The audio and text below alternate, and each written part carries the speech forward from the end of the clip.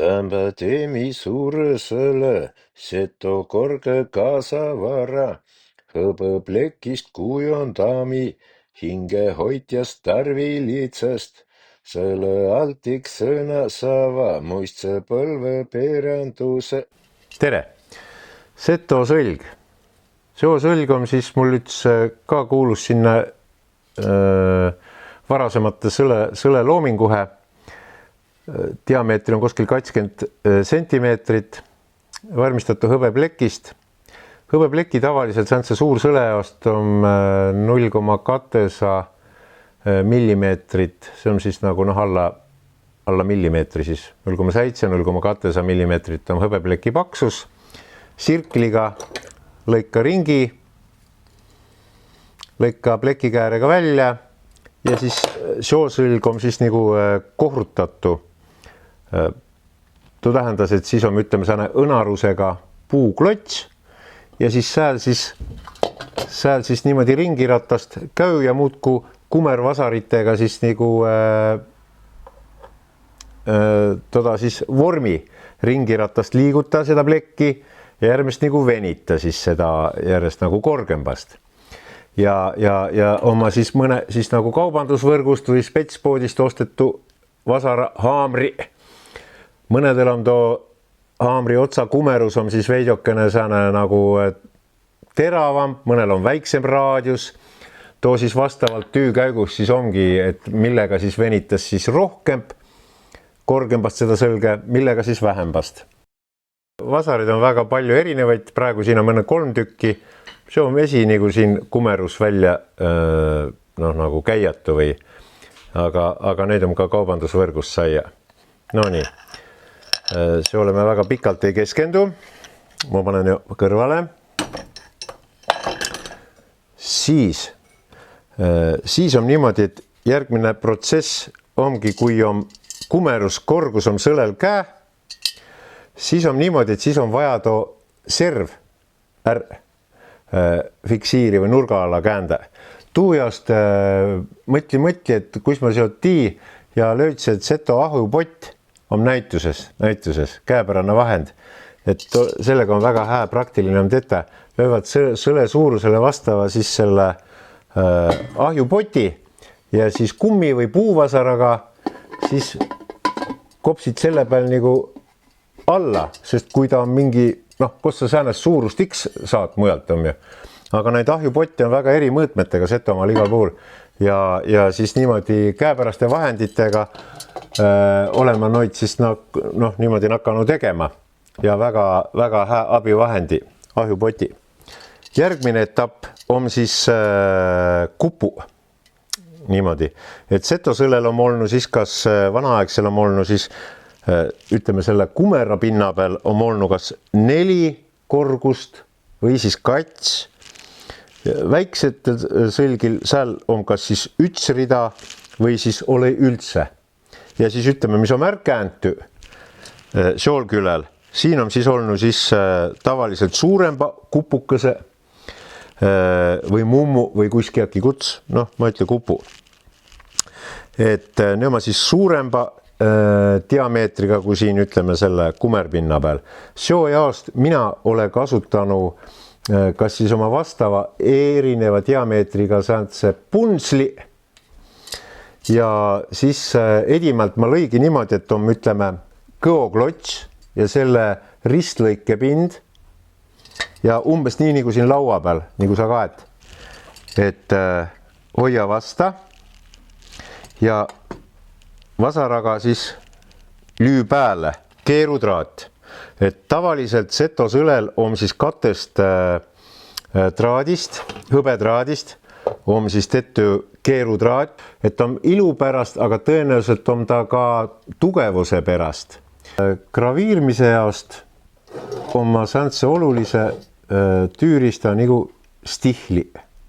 Et neid stihleid on mul päris palju, neid on enamust omaki säänse nagu vanaaegse, vanade meistrite oma, tänapäeval saa neid ka osta, nagu tävesti on olemas isegi juveliiripoodides ja nende otsa on siis erineva kuju, terakuju on kas siis sääne nagu kandilise otsaga või ovaalse otsaga või siis seal on 4-5, võib-olla isegi rohkem neid eri variante.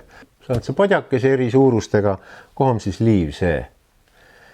Ja nende peal on mugav siis nagu sealt tüüd teete. Ja muidugi kasuta kas mõlemad nagu metalli peale mustri või mingi joone kandmise siis säänest nagu reguleeritavad stihlit, sirklit ja siis metalljoonlauda, et võib-olla omagi kõik see nagu põhitööriista.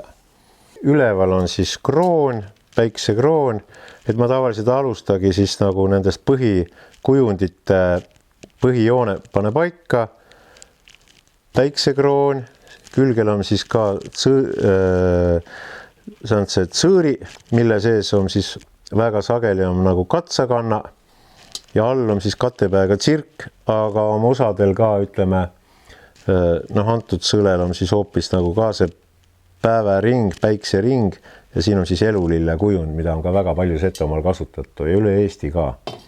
Ja siis on niimoodi,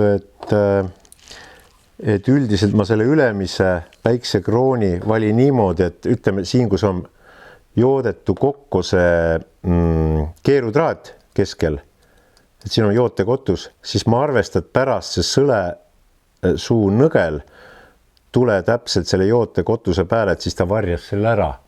See tähendab, kui see nõgel tule seda pidi, hakkas niimoodi lahti käima, siis sellest 45 kraadi all siis tulegi üles ülemise päiksekrooni tsõõr.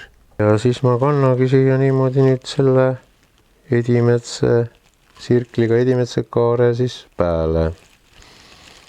Nii. Siin on selline mäng on nende kumerpindadega, et selles suhtes ma siin veidikene seda kõike proovi reguliiri, et see sõle nõel ei hüppasi siit nüüd ära, kui ma kaare peal seda joont tõmba. Ma ei tõmba seda tugevat joont, aga pärast siis ma hakka seda graviirma. Et mina alusta siis nagu üldiselt üksikule. Tuu tähendas, et siis säänse. Nii, ma tein nüüd suure ringi ära. Võt nüüd ma võtagi selle keskkotuse kasutusele. Teemise on see siis see sõle päiksekaare siia. Sellest ma siis ütte sirkli otsa pane siis siia sõlesuu keskpunkti ja tõuse siis siia päiksekrooni nagu keskpunkti ja siis tõmbagi selle kaare. Ma olen kaenud tegelikult seal nendel mustritel on sääne oma nagu mingi maagiline loogika on nagu see või. Et saigi selle ütekaare ja nüüd teeme siia siis alumise kaare, nii umbes. Ja nema tihti oma setodel on suht nagu sarnatse. No nii, võtame nüüd nii, et nüüd ma nakka seda graviirma.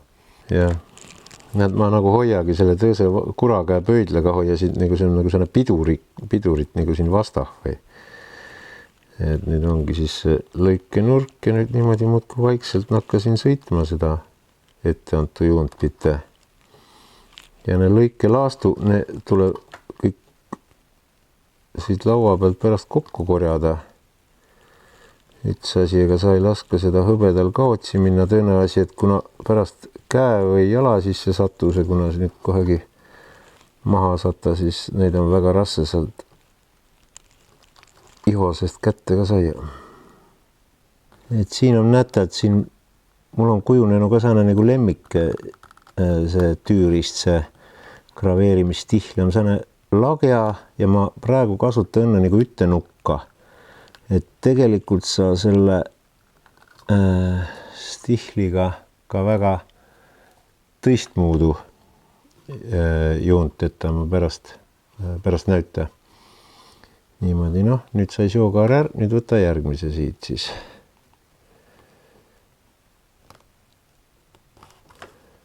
Et filmi peale too ei jää, aga tegelikult mul on too lõikenurk, ta ei tohi liiga sügav olla, et on sääne, ma ei tea, mis ta või olla siis, selle pinnaga.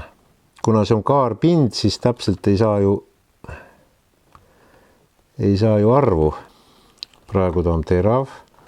Kohe näete, lõikas nagu võid.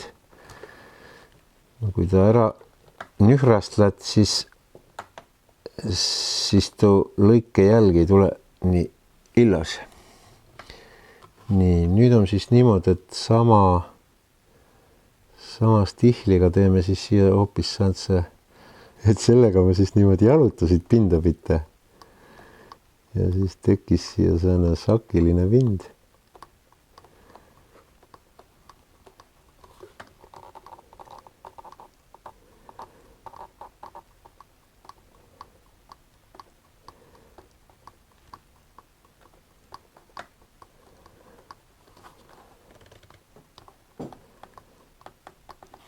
Vanadel sõlgedel on ka kasutatu, mõlembid säänsed töövõtid. No vot, ja niimoodi see siis käügi.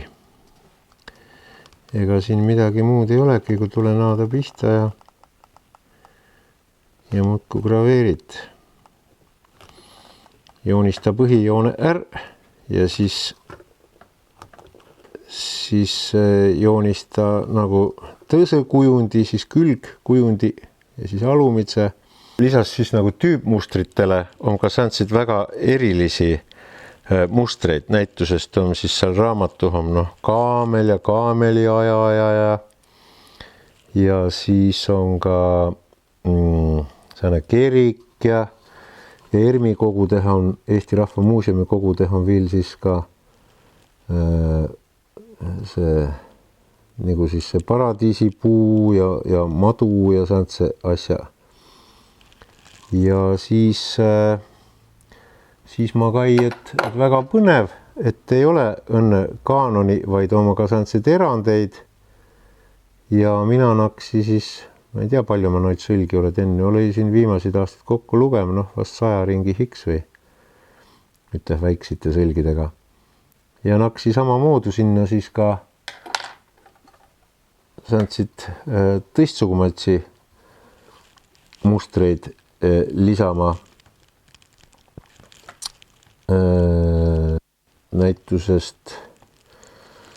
Näitusest ka tsirke ja mõne sõle peal on siis isegi nagu hopõn ütehratsanikuga ja trummiga ja siis igasugumaitsi taimi, igasugumaitsi lilli, mida siis sõletelja siis nagu hinge ligi nagu taht või on siis näitusest sõletelja perekonna nimi on seto nime on väga ilosa ju ja põhilise ja siis nimede järgi saa ka igasugumaitsi asju, et siis on küll need ojasid ja meresid ja igasugumaitsi lillenimesid ja kõiki säänseid asju siis ole niimoodi sisse kombineernu. Et selles suhtes on see väga nagu põnev. Väga põnev on see sõle graviirmine, et see graviirmine ongi minu jaoks nagu üks just sõle tegemise ajal, see on nagu sõle kuju on nagu papõr või aluspind või materjal või lõuend ja siis graviirmine on selle siis nagu kunstilise kujundi siia siis nagu pinna peale kandmine.